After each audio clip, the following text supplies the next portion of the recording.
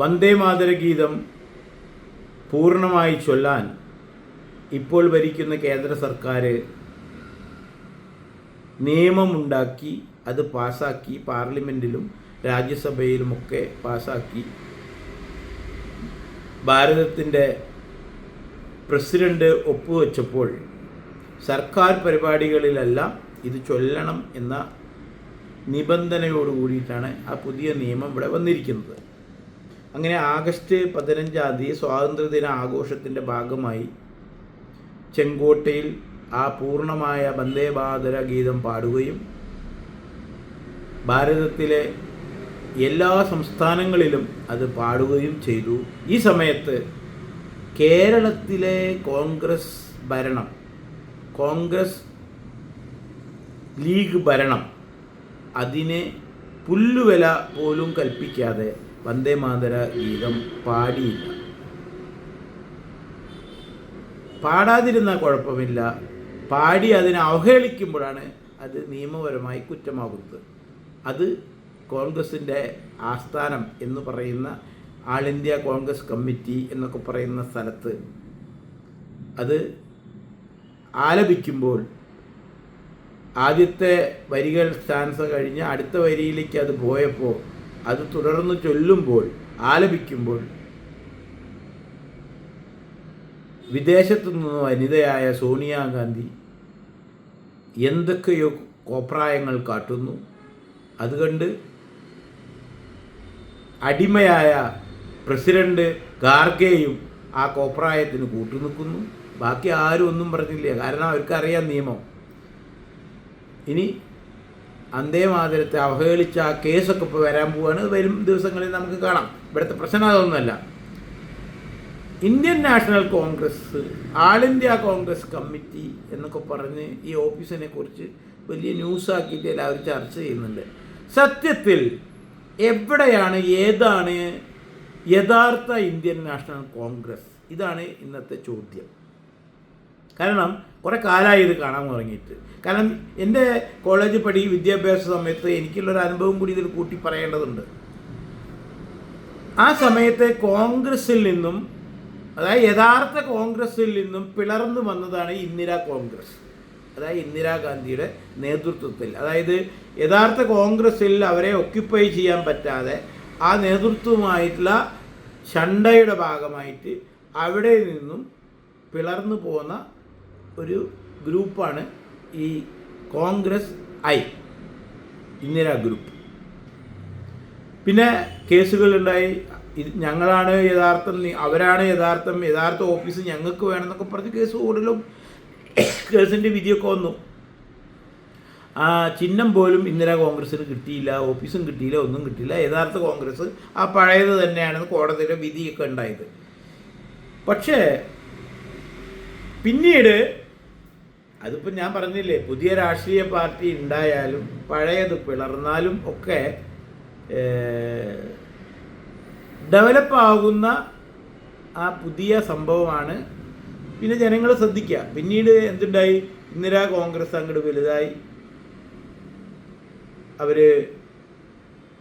പല പ്രവർത്തനങ്ങൾ കാണിച്ച് നല്ല നിലയിലാക്കി. പക്ഷെ അവർ ഈ പഴയ ചിഹ്നമൊക്കെ കിട്ടില്ല എന്ന് കണ്ടപ്പോൾ ഒഴിവാക്കിയിരുന്നു.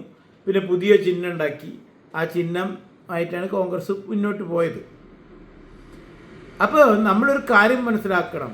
അപ്പോൾ യഥാർത്ഥ ഇന്ത്യൻ നാഷണൽ കോൺഗ്രസ് ഏതാണ്? ഇവിടെ നമ്മൾ ഒരു കാര്യം മനസ്സിലാക്കിയാൽ മതി. ഇപ്പോൾ CPM ആയാലും ഏത് പാർട്ടി ആയാലും BJP ആയാലും അവരുടെ സ്ഥാപക നേതാക്കളുടെ ചിത്രം ആ പാർട്ടി ഓഫീസിൽ പോയാൽ കാണാൻ സാധിക്കും. പ്രത്യേകിച്ച് ആൾ ഇന്ത്യ ഓഫീസിലൊക്കെ അവരുടെ സ്ഥാപക നേതാക്കളുടെ ഫോട്ടോ ആ പാർട്ടി ഓഫീസിൽ കാണും. എന്നാൽ AICCയിൽ പോയാൽ അത് കാണാൻ പറ്റില്ല. കാരണം യഥാർത്ഥ കോൺഗ്രസ് അല്ല, യഥാർത്ഥ കോൺഗ്രസ് വേറെയാണ്. ഞാൻ മനസ്സിലാക്കുന്ന ശരത് പവാർ ടീമൊക്കെ ആവാം യഥാർത്ഥ കോൺഗ്രസ്. U കോൺഗ്രസോ S കോൺഗ്രസോ അങ്ങനെ എന്തൊക്കെ പലതും കേട്ടിട്ടുണ്ട്. I കോൺഗ്രസ് എന്തായാലും അല്ല. പക്ഷേ ഇന്നുള്ള ഈ കാണുന്നവരെല്ലാവരും തന്നെ I കോൺഗ്രസിൻ്റെ പിന്നാലെ നടക്കുന്നത്. ഇതിൽ വേറെ തമാശ കൂടിയുണ്ട്. ഈ I കോൺഗ്രസിനെ ഇടിച്ച് നശിപ്പിച്ച് കളയാൻ, അതെനിക്ക് നേരിട്ടുള്ള അനുഭവമാണ്. അതായത് കേരളത്തിൽ ഈ കോൺഗ്രസ്സിലെ യഥാർത്ഥ കോൺഗ്രസ് എ കോൺഗ്രസ്സാണ്. ഐ കോൺഗ്രസ് ചെറിയൊരു കക്ഷിയായിരുന്നു. അപ്പോൾ ഈ എ കോൺഗ്രസ് ഐ കോൺഗ്രസ്സുമായിട്ട് എന്നും അടിയാണ്. ആ അടി ഇന്നും സത്യത്തിൽ ഇപ്പോഴുള്ള ഈ കോൺഗ്രസ്സിൽ ഇപ്പോഴും ഉണ്ട്.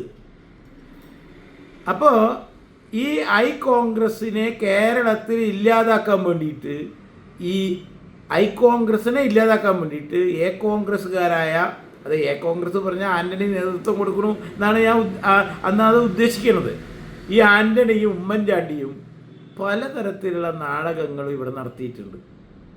അവസാനം ഗതി മുട്ടിയപ്പോൾ CPM-ൻ്റെ ഒപ്പം പോയി ഈ ഐ കോൺഗ്രസ്സിനെ ഇടിക്കാൻ നോക്കിയിട്ടുണ്ട്. കാരണം ഈ ഐ കോൺഗ്രസ് എന്തൊക്കെ പറഞ്ഞാലും അതൊന്ന് പോന്നാലും അവർ ആ വർക്ക് കൊണ്ട് ഇങ്ങനെ വലുതായി വരാൻ തുടങ്ങി.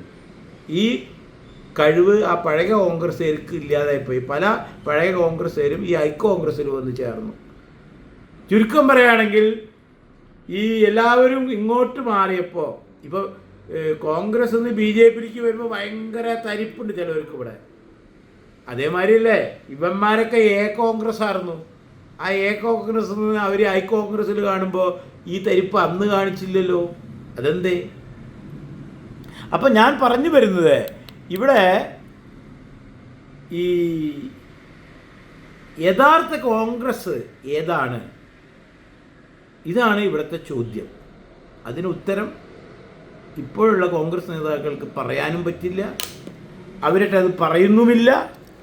അവരെ പറയാനും തയ്യാറല്ല. എന്തുകൊണ്ട്? ഇതാണ് ഇവിടുത്തെ ചോദ്യം. ഈ ഐ കോൺഗ്രസ് ഇപ്പോൾ യഥാർത്ഥ കോൺഗ്രസ്സായി നടക്കുമ്പോൾ നമ്മൾ വളരെ സീരിയസ് ആയിട്ട് ചിന്തിക്കേണ്ട കാര്യം തന്നെയാണ്. ഐ കോൺഗ്രസിൻ്റെ ഓഫീസുകളിൽ നിന്നും ഈ കോൺഗ്രസിൻ്റെ സ്ഥാപക നേതാക്കളുടെ ഫോട്ടോ വയ്ക്കുന്നില്ല. വയ്ക്കാൻ അവർക്ക് അതിന് യോഗ്യതയില്ല. അതാണ് സത്യം. യഥാർത്ഥത്തിൽ കോൺഗ്രസിൻ്റെ സ്ഥാപക നേതാവ് ആരാണ്? അതുപോലും ചിലപ്പോൾ ഈ നേതാക്കൾക്ക് അറിയില്ല. ഒരു ബ്രിട്ടീഷുകാരനായിരുന്നു AO ഹ്യൂം. അദ്ദേഹമാണ് ഈ കോൺഗ്രസ്, ഇന്ത്യൻ നാഷണൽ കോൺഗ്രസ് എന്ന് പറഞ്ഞ ആ ഒരു പ്രസ്ഥാനം തുടക്കമിട്ടത്. ആ ചിത്രമൊന്നും അവരവിടെ വയ്ക്കില്ല. ഇത് സത്യത്തിൽ ഇന്ത്യൻ നാഷണൽ കോൺഗ്രസ് അവരുടെ യഥാർത്ഥ സംഘടനയല്ല, ഇന്ദിരാ കോൺഗ്രസ് ആണ്. ആ ഇന്ദിര എന്നുള്ള പേരിപ്പോൾ അവർ ഉപയോഗിക്കാതെ നടക്കുന്നു എന്ന് മാത്രം. ഇതിവിടെയുള്ള ഇപ്പോഴത്തെ ഈ ന്യൂ ജനറേഷൻ ആൾക്കാർ മനസ്സിലാക്കണം. അതുകൊണ്ടാണ് ആ ഇന്ത്യൻ നാഷണൽ കോൺഗ്രസിൻ്റെ ആ പഴയ നേതാക്കളുടെ ക്വാളിറ്റി ഇപ്പോഴുള്ള ഈ ഐ കോൺഗ്രസ്സുകാർക്ക് ഇല്ലാത്തത്, ആ തൻ്റെ ഇടമില്ലാത്തത്, ആ കഴിവുകളില്ലാത്തത്. വെറുതെ കിടന്ന് ഉരുളുക അത്രമാത്രം അവർക്ക് പറ്റുന്നുള്ളൂ. കൂടുതൽ മുന്നോട്ട് പോകാനുള്ള പ്രാപ്തിയും കെൽപ്പും ശക്തിയും നട്ടെല്ലും തൻ്റെ ഇടവും ആർജവും ഒന്നും അവർക്കില്ല. അത് നമ്മൾ കാണുന്നുണ്ട് അവരുടെ പ്രവൃത്തിയിൽ. നുണ പറയാൻ നല്ല കഴിവുണ്ട്. അതാണ് ആകെയുള്ള ഒരു ബെസ്റ്റ് ക്വാളിറ്റി. ഇല്ലാത്ത നുണകൾ പറഞ്ഞ് ജനങ്ങളെ പറ്റിക്കാൻ വളരെ കഴിവുണ്ട്. ആ കഴിവ് തന്നെയായിരുന്നു ഐ കോൺഗ്രസിൻ്റെ തുടക്കവും ഒടുക്കവും. അല്ലാതെ വേറെ ഒന്നും നമുക്ക് അതിൽ നിന്ന് പ്രതീക്ഷിക്കേണ്ട. ഇപ്പോഴാ കേരളം നന്നാക്കും എന്ന് പറഞ്ഞ് ഭരണത്തിൽ വന്നിട്ടുണ്ട്. 2-2.5 മാസം കഴിഞ്ഞു. വരും ദിവസങ്ങളിൽ നമുക്ക് അത് കാത്തിരുന്ന് കാണാം.